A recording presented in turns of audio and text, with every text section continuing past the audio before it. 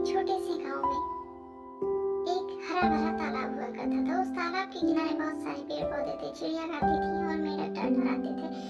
वह तालाब बहुत ही सुंदर था। गांव के लोग उसमें अपना सारा कार्य करते, अपने कपड़े धोते, अपने पशुओं को नहलाते। धीरे धीरे वह तालाब इतना गंदा हो गया, लोगों ने उस पर ध्यान देना छोड़ दिया। उसमें मछलियां मरने लगी, कूड़े कचरे इकट्ठा हो गए।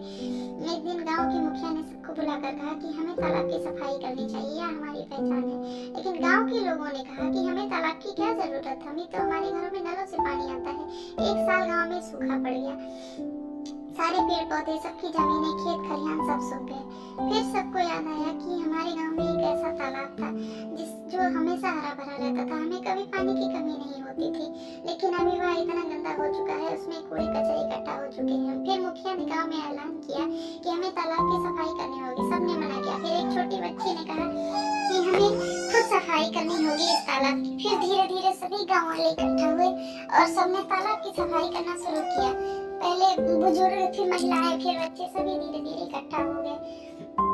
फिर धीरे धीरे वह तालाब अपना पुराना रूप ले लेने लगा। फिर वह तालाब बहुत ही सुंदर पहले की तरह हरा भरा हो गया। अब गांव में एक मुनि है, उन्होंने कहा यह तालाब आपके लिए भगवान का दिया हुआ वरदान है, प्रकृति का तोहफा है।